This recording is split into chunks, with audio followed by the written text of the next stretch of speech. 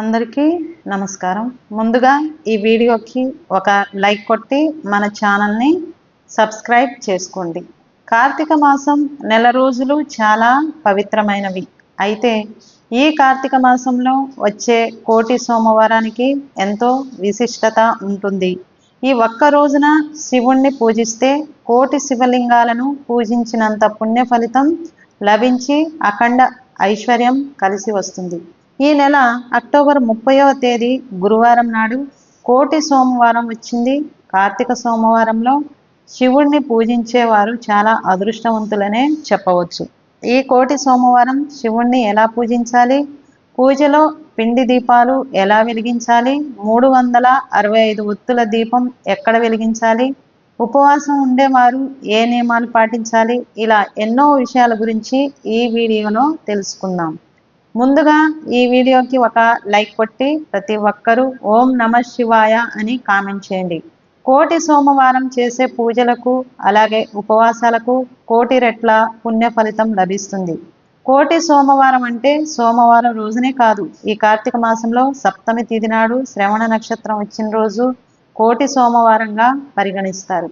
ఈ ఒక్క రోజు కోటి సోమవారాలతో సమానం. కాబట్టి ఈ ఒక్కరోజు పూజ చేసినా ఉపవాసం ఉన్నా సోమవారం చేసినంత ఫలితం దక్కుతుంది. మరి ఇంతటి అద్భుతమైన కోటి సోమవారం నాడు ప్రతి ఒక్కరూ శివకేశవులను పూజించి అష్టైశ్వర్యాలను సులభంగా పొందండి.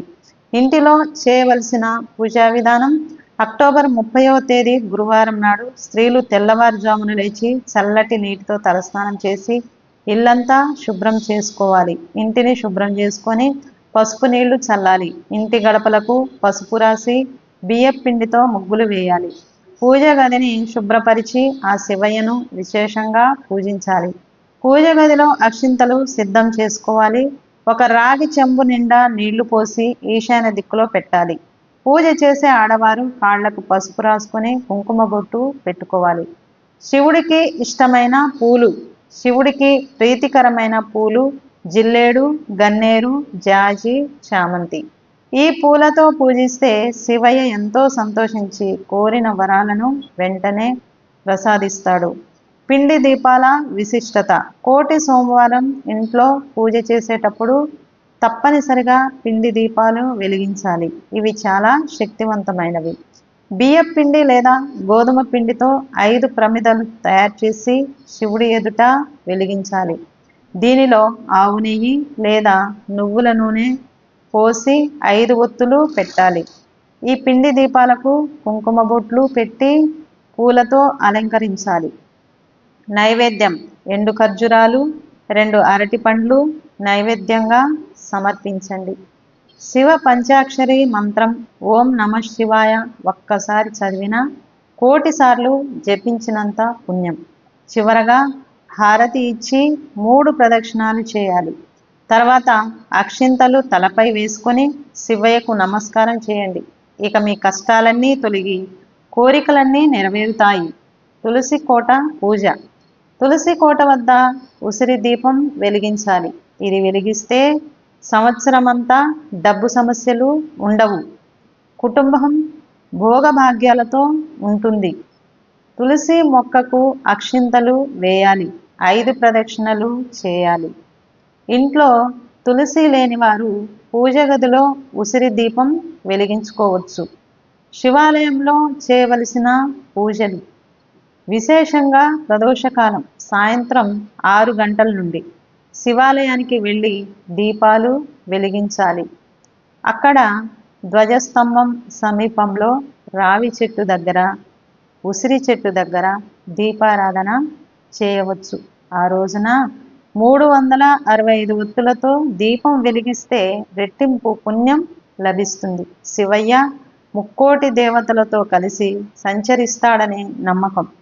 భక్తులు నంది కొమ్ముల మధ్యగా శివలింగం దర్శించాలి. కోరికలను నంది చెవిలో చెప్పాలి. అలా చేస్తే దరిద్రాలు తొలగిపోతాయి, కోరికలు నెరవేరుతాయి. 21 సార్లు ఓం నమః శివాయ జపించండి. అభిషేకాల విశిష్టత: ఆవు పాలు ఇంటి కష్టాలు తొలగి సంతోషాలు. ప్యాకెట్ పాలతో నేరుగా చేయకూడదు. చెరుకు రసం, అప్పు బాధలు పోతాయి, ఆదాయం పెరుగుతుంది. బిల్వ దళాలు, శివయ్య పెద్దగా ప్రసన్నం అవుతాడు. గరిక నీరు, సొంతింటి కళ నెరవేరుతుంది. గన్నేరు నీరు, ఆకస్మిక ధనయోగం, సంపద పెరుగుతుంది. వ్రతాలు, దాన ధర్మాలు. కోటి సోమవారం సత్యనారాయణ వ్రతం చేస్తే అఖండ ఐశ్వర్యం, సుఖ సంతోషాలు లభిస్తాయి. దానాలు, బ్రాహ్మణులకు బియ్యం, పేదలకు ఆహారం దానం ఇవ్వడం వల్ల కోటి రెట్లు పుణ్యం, మోక్షం కూడా లభిస్తుంది. శివయ్యతో పాటు విష్ణుమూర్తిని పూజిస్తే త్రిమూర్తుల ఆశీర్వాదం ఉంటుంది. ఈ వీడియో మీకు నచ్చితే లైక్ చేయండి, షేర్ చేయండి, సబ్స్క్రైబ్ చేసుకోండి. ధన్యవాదాలు.